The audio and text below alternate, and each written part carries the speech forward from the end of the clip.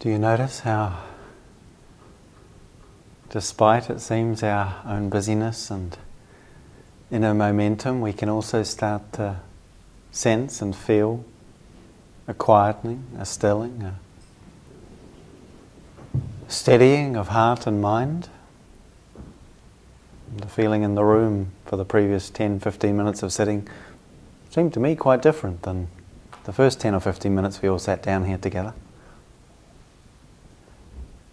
It's true that there's a real momentum in the busyness and reactivity of our mind. But there is also a very gentle but steady, you could say, gravitational pull that's different and that really calls us and draws us back into a deepening connection with our life and our experience. And it's something that we can support, and we do support through this practice. It's not like we make it happen, but we support the conditions that allow it to happen. And we learn to not support that which undermines it. So as we pay attention to our experience and framing it again in this context of going against the stream, we can see that what's taking place within us, the momentum, is not random. Of course, there's plenty of random or apparently random events within it. But there's a sense of themes or particular agendas or urges that we start to encounter, that we can begin to recognize. That although there's a certain universality in that sense of the momentum of busyness and reactivity, for each of us it's very particular and it's individual as to what it is that pulls us or pushes us and how we are conditioned by that. So basically what that's saying is that we need to understand the particulars of what it is that goes on within us.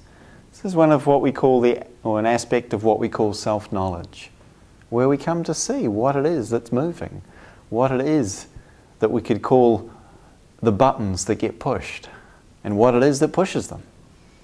This is something we need to know about, because if we don't, then we experience ourselves as just randomly reacting to random experience and not quite knowing what's going on. So we can notice, if we pay attention, that certain things start to come back again and again. And observing the mind, to begin with, the first time it's like, my gosh, it's like someone just invented the radio, and it's like, wow, would you look at all this going on?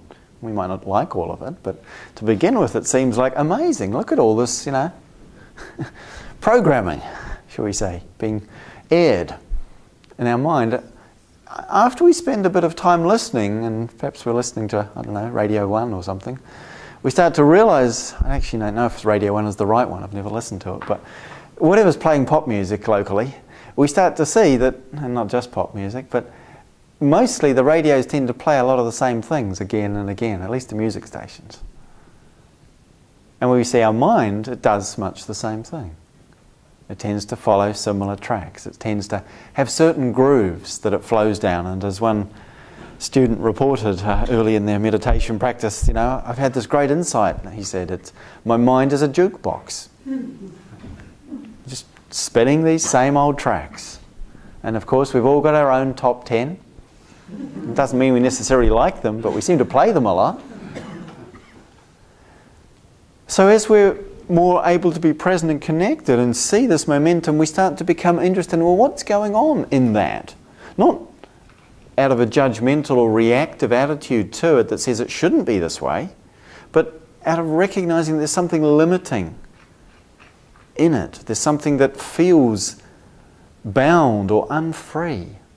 And out of a sense of potential for freedom. We might say, well, what's going on here? And we do this not by trying to figure it out, because that's more of the stuff going on, isn't it? But by watching to see. scientific observation, doesn't try and make a theory about what's happening. It watches what's happening until the theory starts to come out of that. And then you do the experiments to test your theory. But mostly we jump into having a theory and trying to make the thing fit into it. So here it's like, slow down. Don't do that so quickly. Just watch and see. And what we'll notice is that there's particular ways in which we get hooked. Each of us, all of us, we have them. It might be different for you than for me, but we have them. And it's good to be able to see that with a degree of humility and humour. It's like, yeah, this is what happens. And His Holiness the Dalai Lama is, I think, a great exemplar of both those qualities in this regard, and many others, in fact. And I remember hearing of a story he told to a friend at a conference, and hearing it from this friend, another Dharma teacher in America.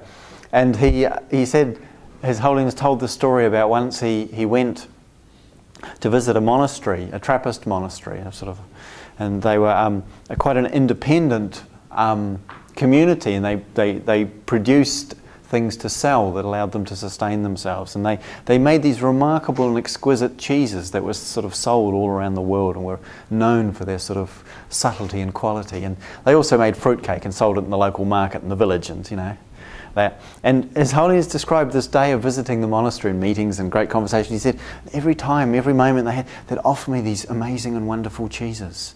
And they were, all these cheeses, and they were so proud of them, and I enjoyed them very much. But that whole day, I just wanted a piece of that fruitcake.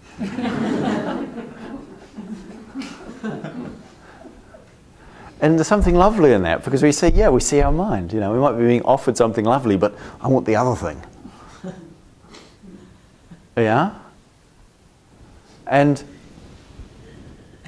so there's a way in which, when we notice what it is that's pulling us, we have to make a choice at a certain point which says, do I want to keep getting pulled around by this? Or pushed around by this? Or do I want to see if I can stand in the face of that momentum? And it's simple,